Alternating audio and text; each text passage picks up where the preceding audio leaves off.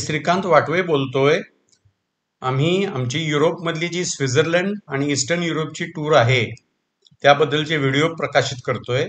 त्यातला पुढचा व्हिडिओ आहे. ह्या व्हिडिओमध्ये आम्ही झुरिकवरून सकाळी पहाटे 5:30 वाजता निघून आम्ही बुडापेस्टला पोहोचलो. बुडापेस्ट म्हणजे हंगेरी या देशाची राजधानी. आम्ही साधारण 10:15 वाजता पोहोचलो आणि मग आम्हाला पिकअपला कार आलेली होती. आम्ही हॉटेलवर गेलो. हॉटेल थोडंसं गावापासून अगदी जवळ नव्हतं, तर थोडंसं लांब होतं, पण उत्तम हॉटेल होतं. आम्ही तिथं गेलो. आम्ही गेल्यानंतर आम्ही त्यांना म्हणलं की आम्हाला चेक इन करता येईल का? तर ते म्हणले, अहो तुम्ही खूपच लवकर आलायत, तुम्हाला चेक इन करता येणार नाही, पण तुम्ही बॅग्स ठेवू शकता आणि तुम्ही थोडा वेळ रेस्ट घेऊ शकता. मग आम्ही बॅग्स ठेवल्या. मग त्यांना विचारलं की आम्हाला चहा मिळेल का? तर ते आम्हाला त्यांनी चहा दिला. आम्ही चहा पित असताना मराठी बोलत होतो. ते बरोबर समोरच्या टेबलवर 2 जण होते, तेही मराठी बोलायला लागले आणि ते आमच्याकडे आले. म्हणजे तुम्ही कशासाठी आलायत, काय आलायत, अशी त्यांनी चौकशी केली. मग त्यांना सांगितलं की आम्ही अशी अशी टूरवर आलेलो आहोत वगैरे वगैरे सगळं एक्सप्लेनेशन झालं. ते दोघेही मुंबईचे निघाले. त्याच्यानंतर त्यांची थोडीफार जवळपास माहितीतली कॉमन माणसं सुद्धा निघाली तेवढ्यात. मग त्यांनी काय केलं, तर तिथली जी करन्सी आहे, लोकल करन्सी, कारण तिथं युरो चालत नाही, तिथली करन्सी वेगळी आहे. मग त्यांनी आम्हाला काय केलं की ते म्हणले की एवढी एवढी करन्सी तुम्हाला 2-3 दिवसाला सफिशियंट होईल, तेवढी तुम्ही घेऊन जावा आणि तुम्ही ज्या दिवशी जाणार आहात त्या दिवशी तुम्ही करन्सी परत म्हणजे जी काय करन्सी उरेल ती आम्ही घेऊ आणि जेवढी वापरली असेल त्याचे आम्ही युरो घेऊ तुमच्याकडून. म्हणजे आमचा करन्सी प्रॉब्लेम कुठेही न जाता सॉल्व्ह झाला. मग ती करन्सी आम्ही घेतली. आम्ही चालत चालत बाहेर पडलो. मग आम्ही एका बसस्टॉपवर आलो. बसस्टॉपवर आल्यावर त्यांनीच आम्हाला डे पास काढून दिला. म्हणजे तो दिवसभर तुम्ही केव्हाही तुम्ही ट्रॅम बिम कशात नाही फिरलं तरी तुम्हाला पैसे पडणार नाहीत. तो डे पास त्यांनी काढून दिला. आणि डे पास काढून दिल्यानंतर आम्ही तिथून डेन्यूबच्या किनारी आलो. आता डेन्यूबची नदी आहे, त्याच्या एका बाजूला बुडा आणि एका बाजूला पेस्ट अशी 2 गावं आहेत. ती एकूण दोन्ही मिळून ती आता बुडा पेस्ट झालेली आहे. मग आम्ही डेन्यूब नदीच्या शेजारी पोचलो आणि शेजारनं चालत असताना आम्ही त्या म्हणजे पेस्ट साईडला जे काही ठिकाण आहेत ते हळूहळू बघत होतो. काही ठिकाणी आम्हाला काही स्कल्पचर्स दिसले, काही बिल्डिंग्स दिसल्या. असं करत करत आम्ही बराच वेळ फिरत होतो. फिरताना मग आम्हाला परत परत चालत येताना आम्हाला हिरो स्क्वेअर लागलं. मग ते हिरो स्क्वेअर, त्या हिरो स्क्वेअर मधले स्टॅच्यूज वगैरे आम्ही बघून घेतले. ते झाल्यानंतर मग आम्ही बॅक टू आमच्या हॉटेलवर आलो आणि हॉटेलवरून आम्हाला डेन्यूबवरची क्रूज होती. म्हणजे ती क्रूज ऑलरेडी रत्नदीप तोडकरनं आमच्यासाठी म्हणजे समर्थ हॉलिडेज कोल्हापूरने आम्हाला बुक करून दिलेली होती. मग त्याप्रमाणे आम्ही निघालो. परत बस पकडली. डेन्यूबच्या किनारी आलो आणि किनारी आल्यानंतर त्यांचे त्या खुणा असतात त्या सगळ्या चेक करत करत आमच्या तिकिटाप्रमाणे जिथं लिहिलेलं होतं तिथे गेलो आम्ही आणि आम्ही क्रूजवर बसलो. क्रूजवर जेव्हा बसलो तेव्हा संध्याकाळ झालेली होती आणि अगदी कमी उजेड होता.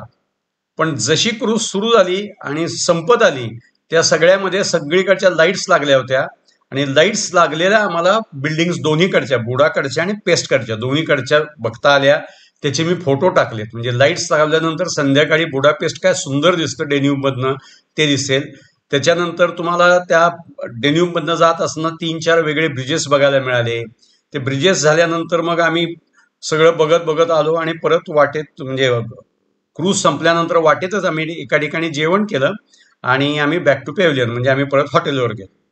आता नेक्स्ट डे आमचं सकाळी 10 वाजता बुडा आणि पेस्ट ह्या दोन्ही शहराची मिळून आमची टूर होती.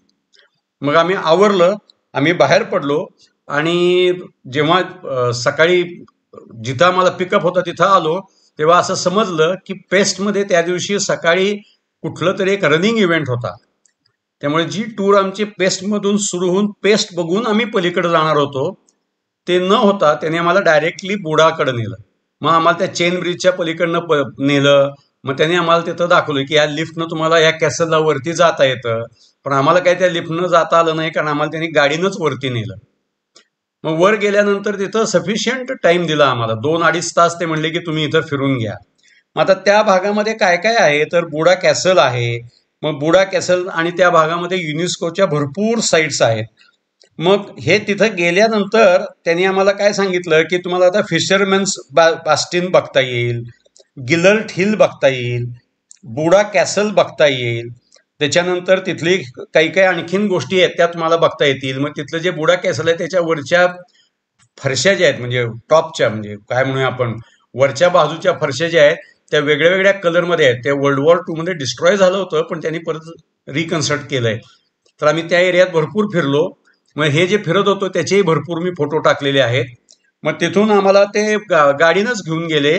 ते एका कॅसलच्या पुढे गेले आणि तिथं गेल्यानंतर आम्हाला ते म्हणले की लेडी विथ द लिफ्टच्या एरियामध्ये आपण आता जाणार आहोत. म्हणजे गाडी लावून चालत चालत आम्ही लेडी ऑफ द लिफ्टला गेलो. लेडी ऑफ द लिफ्टचाही फोटो मी टाकलेला आहे.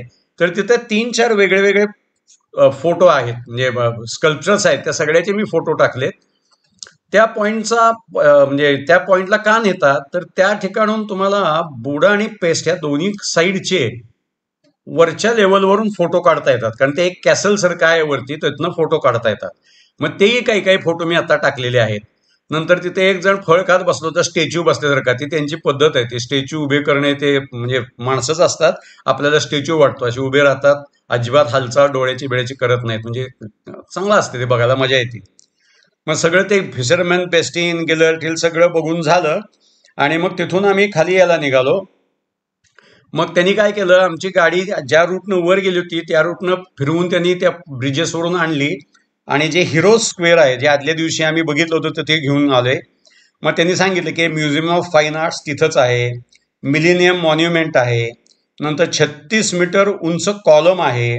नंतर त्या कॉलमच्या साईडला जे काही बॅरिकेड सारखं मोठ्या मोठ्या भिंती आहेत त्याच्यावर वॅरियर्स आहेत. त्याच्यानंतर हे जे आर्केड आहे सेमी सर्क्युलर आर्केड त्याला मिलेनियम मॉन्युमेंट म्हणतात आणि इव्हन तिथं त्याला अननोन सोल्जर्स मॉन्युमेंट सुद्धा म्हणतात. एक रिनायझान्स स्टाईलचं मॉन्युमेंट तिथं आहे. मग आता जर का तुम्ही त्या म्युझियममध्ये गेलात तर त्या म्युझियमची मजा अशी आहे की त्याच्यामध्ये रिनायझान्स स्टाईलचे पेंटिंग्स आहेत. मग त्याच्या आतमध्ये काही काही चौकोन आहेत केलेले की ज्याच्यामध्ये वेगवेगळ्या टाईपचे स्पेसिफिक त्या त्या काळातले तुम्हाला पेंटिंग्स किंवा स्कल्पचर्स बघता येतात. ते खूप मोठं आहे म्हणजे लार्ज पेंटिंग्स आहेत तिथे. साईज म्हणजे भिंतीच्या साईजची पण पेंटिंग्स आहेत. मग आता ह्या स्क्वेअरच्या बॅक साईडला एक तळ आहे मोठं मोठं आणि त्या तळ्याच्या पलीकडं 302 एकरची पार्क आहे. मग त्याला म्युन्सिपल गार्डन्स म्हणतात. त्याच्याच आतमध्ये ट्रान्सपोर्ट म्युझियम आहे. त्याच्याच आतमध्ये टिओली प्लेजर पार्क आहे. नंतर सँजेनी मेडिकल बाथ म्हणून तिथं आहे. म्हणजे आम्ही त्याला जाणारच आहे नंतर फक्त तिथं म्हणजे त्याच्या आतनं फोटो काढता येत नाहीत पण बाहेर नाही आम्हाला एखादा फोटो काढता आला असला तर तेवढाच काढला आम्ही. आणि मग तिथून आम्हाला ते वेजानम कॅसलला घेऊन गेले आणि तिथं एक कॅसलच्या शेजारी एक स्टेडियम आहे. तिथं 1,00,000 लोक बसू शकतील अशी सोय आहे. खूप मोठं कॅसल आहे.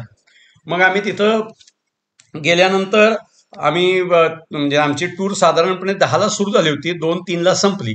मग तिथून आम्ही परत लॉजवर गेलो. कपडे बदलले म्हणजे आमचे जे काही रिक्वायर्ड गोष्टी बरोबर घ्यायच्या होत्या म्हणजे टॉवेल बिवेल काय काय जे लागतं ते सगळं आम्ही पिशवीत भरलं. पुन्हा बस पकडली आणि ह्याच बागेमध्ये आलो. मग हे जे कॅसल किंवा सँजेनी बाथ आहे ती त्याच कॅसल एरियामध्ये आणि त्याच भागामध्ये आहे.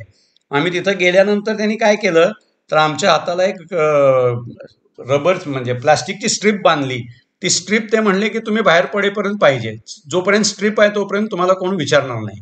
मग आम्ही आत गेलो कपडे बदलले. तिथं 18 एकूण सगळे स्विमिंग टँक्स आहेत. 18 म्हणजे खूपच मोठे आहेत आणि ते सगळं तिथं आम्हाला म्हणजे खूपच गोष्टी बघायला मिळाल्या. आणि त्याच्यामध्ये स्विमिंग पूल्स आहेत, स्पा आहे, नंतर बाकीचे मसाज सर्व्हिसेस आहेत म्हणजे भरपूर सर्व्हिसेस आहेत. आम्हाला तिथं 18 पूल्स आणि 10 सोनाजमध्ये म्हणजे आम्हाला जाता येत होतं पण सोनाजला आम्हाला पैसे द्यायला लागणार होते. तर ती बिल्डिंग सुंदर केलेली आहे. सकाळी 6 ते रात्री 10 ती बिल्डिंग ओपन असती. मग आम्ही ते सगळं आमचं घेऊन गेलो होतो स्विमिंग वेअर त्यामुळे आम्हाला फारसा खर्च आला नाही. आतमध्ये तुम्हाला खायला वगैरे मिळतं पण ते बऱ्यापैकी कॉस्टली असतं त्यामुळे आम्ही ते काही तिथं घेत बसलो नाही. आणि मग साधारण 2 वाजल्यापासून 4 तास म्हणजे जवळजवळ 5:30-6 पर्यंत आम्ही तिथं होतो. गरम पाण्याच्या बुडबुड्याच्या मध्ये मस्तपैकी आंघोळ केली आम्ही आणि मग बाहेर पडलो. बाहेर पडल्यानंतर पुढच्या दिवशीचा आमचा जो दौरा होता तो व्हिएनाला होता 11 वाजता. पण म्हणलं काय काय ज्या गोष्टी छोट्या छोट्या फोटोग्राफी करायच्या गोष्टी राहिलेल्या आहेत त्या करून घेऊयात म्हणून आम्ही तिथून परत डेन्यूबच्या किनारी आलो. डेन्यूबच्या किनारी आल्यानंतर तिथं 60 शूजचे पेअर्स आहेत जे खिळे घालून ठोकलेले आहेत तिथे. तर त्याचं म्हणजे सिस्टीम अशी आहे की ज्यूजवर जेव्हा गोळीबार करून त्यांना मारण्यात आलं तेव्हा ते मारलेल्या ज्यूजचे जे शूज आहेत ते तिथं पिन करून ठेवलेले आहेत. त्याला चिलिंग शूज असं म्हणतात. म्हणजे नाझीज आणि ज्यूज ह्याच्यातला तो जो काही मारलं गेलं ज्यूजना त्याचं ते सगळं केलेलं आहे. आणि ते सगळं बघितल्यानंतर मग आम्ही परत संध्याकाळी आणि काही तिथले फोटो काढता येतात का सगळे काढून बघितले. गिलर्ट हिलचा फोटो काढला. त्याच्यानंतर आम्ही क्रूज घेत असताना जे फोटो आम्हाला दिसले होते तसेच आणखीन काही फोटो आम्ही काढले. त्याच्यानंतर फिशरमॅन बास्टनचा वेगळ्या स्टाईलनं फोटो निघाला. असे फोटो काढत काढत काढत आम्ही साधारणपणे 9:30-10 पर्यंत फिरत होतो. आणि ते सगळं झाल्यानंतर मग आम्ही परत आमच्या हॉटेलवर आलो. आम्ही हॉटेलवर येताना काय केलं की येतानाच आमचं जेवणाचं घेऊन आलो. हॉटेलवर सोय चांगली होती.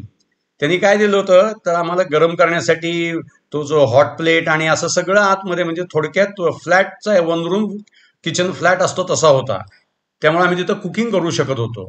त्यामुळे आम्ही रेडीमेड फूड घेऊन गेलो. तिथं कुक केलं, व्यवस्थित जेवलो आणि रेस्ट घेतली. कारण दुसऱ्या दिवशीचा आमचा जो प्रवास होता तो सकाळी 10ला सुरू व्हायचा होता. आम्हाला येऊन पिकअप करून बस स्टॉपला घेऊन जाणार होते. त्याप्रमाणे आम्ही तयार व्हायचं होतं. आता तिथं जे स्पा बाथ आहे त्या गिलर्ट हिलच्या तिथं मला समजलं असं की गिलर्ट हिलमुळे नदी आणि जे बाथ आहेत त्यांचे गरम पाण्याचे बाथ आहेत म्हणजे नॅचरल गरम पाणी तर ते सेपरेट होतात आणि त्यामुळे तिकडे त्याही भागात 2-4 बाथ आहेत म्हणजे गिलर्ट हिलच्या बाजूला. त्यामुळे एकूण सगळ्या या गावामध्ये 5 ते 7 ठिकाणी सुंदर बाथ आहेत. पण आम्ही गेलो होतो ते सगळ्यात मोठं आणि सगळ्यात पॉप्युलर बाथ होतं. तर असं आम्ही बुडापेस्ट 2 गाव आहेत ते एकत्र येऊन त्याचं नाव बुडापेस्ट झालंय. ते आम्ही चांगल्या पद्धतीने एन्जॉय केलं आणि ते एन्जॉय करून झाल्यानंतर दुसऱ्या दिवशी आम्ही तिथून पुढे व्हिएनाला गेलो. तुम्ही आत्ता माझे व्हिडिओज बघताय याबद्दल धन्यवाद. तुम्ही लाईक आणि सबस्क्राईब करा म्हणजे तुम्हाला आणखीनही व्हिडिओज बघायला मिळतील. Thank you very much.